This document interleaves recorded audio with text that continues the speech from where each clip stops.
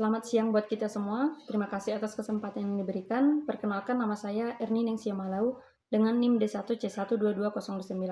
Di sini saya akan menjawab pertanyaan yang diberikan oleh Ibu Yarnisa STP MSI, yaitu mata kuliah Teknologi Hasil Tanaman Pabrik. Saya akan menjawab pertanyaan yang pertama, yaitu membuat pohon industri dari tanaman pinang, nipah, dan jernang. Yang pertama yaitu pohon pinang. Pohon pinang dimulai dari biji pinang. Biji pinang itu dapat digunakan sebagai bahan pewarna alami, kemudian kan digunakan juga dalam produk kesehatan tradisional seperti obat cacing, kemudian kesehatan mulut. Digunakan juga dalam bahan baku industri, farmasi, dan kosmetik. Kemudian ada kulit pinang. Kulit pinang itu mengandung senyawa fenolik dan tanin yang dapat digunakan sebagai bahan antibakteri, antioksidan, kemudian dijadikan juga sebagai pewarna alami. Kemudian kulit pinang ini digunakan juga sebagai pupuk organik. Yang ketiga itu pelepah pinang. Pelepah pinang ini kaya serat dan selulosa. Nah, dapat dijadikan sebagai bahan dasar piring yang ramah lingkungan, yang menjadi pengganti dari plastik untuk menggantikan pembungkus makanan, dan juga digunakan dalam kerajinan tangan. Yang kemudian daun pinang. Daun pinang itu dapat digunakan sebagai bahan pembungkus makanan tradisional, juga digunakan sebagai bahan. Selanjutnya yaitu pohon industri dari tanaman nipah. Yang pertama, nira nipah. Nira nipah itu banyak mengandung gula sehingga sering digunakan dalam proses pembuatan gula merah nipah, kemudian gula cair, etanol, cuka, dan digunakan juga dalam proses pembuatan bioenergi yaitu bioetanol. Kemudian ada daun nipah. Daun nipah itu biasanya digunakan dalam proses pembuatan atap tradisional, digunakan juga dalam pembuatan pembungkusan makanan, alat kerajinan anyaman, kemudian digunakan juga dalam pembuatan tikar tradisional. Yang kemudian adalah batang nipah. Batang nipah itu digunakan dalam proses pembuatan bangunan ringan dan digunakan juga dalam berbagai bahan baku kerajinan. Yang terakhir ada buah nipah. Buah nipah itu dapat dikonsumsi secara langsung, yaitu sebagai manisan, kemudian juga dapat diolah menjadi produk olahan makanan dan minuman ringan.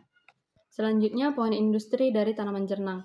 Buah jernang dapat menghasilkan resin, kemudian dapat menjadi bahan pewarna alami warna merah dalam keramik, tekstil, dan kayu. Kemudian buah jernang juga dapat digunakan dalam bahan baku kosmetik dan pengobatan tradisional. Kemudian batang dan daun jernang itu dimanfaatkan sebagai bahan kerajinan rotan dalam pembuatan tarik. Pertanyaan nomor 2 yaitu senyawa dan komponen penting apa yang terdapat dalam biji pinang, kulit pinang, dan pelepah pinang, serta dapat dijadikan menjadi produk apa? Yang pertama itu adalah biji pinang. Biji pinang itu banyak mengandung senyawa alkaloid dan tanin sehingga dapat digunakan untuk kesehatan gigi dan pewarna alami.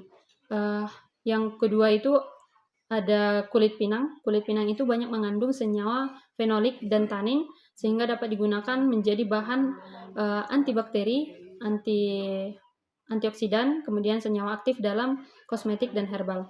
Kemudian ada pelepah pinang. Pelepah pinang itu banyak mengandung serat dan selulosa sehingga dapat digunakan sebagai bahan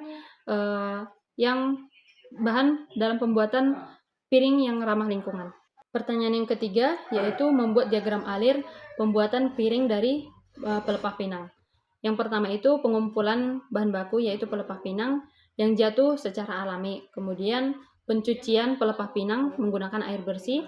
Selanjutnya pengeringan pelepah pinang baik secara alami menggunakan panas matahari maupun menggunakan alat seperti oven. Selanjutnya setelah pelepah pinang kering, kemudian pemanasan alat pencetakan pelepah pinang. Setelah panas dengan suhu tertentu, kemudian pencetakan dilakukan dengan memasukkan pelepah pinang ke dalam alat press dengan menggunakan suhu tertentu. Kemudian membuang atau menggunting bagian-bagian yang tidak diinginkan dalam piring pelepah pinang. Selanjutnya itu soal nomor 4, parameter mutu biji pinang. Mutu biji pinang dapat dilihat dari kadar air yang rendah, yang berfungsi sebagai penghambat pertumbuhan jamur. Kemudian dilihat juga dari ukuran dan warna biji pinang. Soal nomor 5 yaitu cara panen nira nipah dan diagram alir pembuatan gula nipah. Yang pertama cara panen yaitu memilih tangkai bunga jantan nipah, kemudian dilakukan penyayatan ataupun pemotongan pada ujungnya dan dilakukan pengikatan pada ujung tangkai untuk sebagai wadah nirah nantinya, baik dirigen maupun menggunakan bambu. Selanjutnya dilakukan penyadapan sebanyak 2 kali sehari, yang disarankan itu pagi maupun sore hari.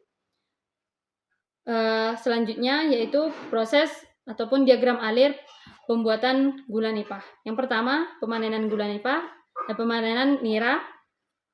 Selanjutnya nira masuk pada tahap penyaringan. Air nira itu disaring terlebih dahulu, kemudian perebusan hingga mengental. Selanjutnya pengadukan sampai membentuk kristal. Selanjutnya didinginkan dan dilakukan pencetakan. Kemudian yang terakhir selanjutnya yaitu soal nomor 6, karakteristik resin jernang. Yang pertama warna merah tua, kental dan lengket. Kemudian aromatik dan mudah terbakar, larut dalam alkohol dan dapat digunakan sebagai pewarna alami, digunakan juga dalam bahan dupa dan obat tradisional. Soal nomor 7 yaitu tahap-tahap pembuatan jernang oleh masyarakat. Yang pertama, pemanenan buah jernang dari hutan, kemudian dilakukan pengeringan buah, selanjutnya pemisahan biji dari resin, selanjutnya penyaringan resin, kemudian pengeringan resin jernang, dan selanjutnya itu tahap pengemasan. Soal nomor 8 yaitu parameter mutu jernang, yaitu dilihat dari warna, yaitu memiliki warna merah tua cerah dan warnanya itu konsisten. Kemudian dilihat juga dari kemurnian, rendahnya kadar kotoran dan serat-serat asing. Kemudian kadar airnya semakin rendah semakin baik untuk daya simpan. Dan selanjutnya itu dilihat dari kadar resin murni, yaitu yang mempengaruhi kualitas pewarnaan dan nilai jual.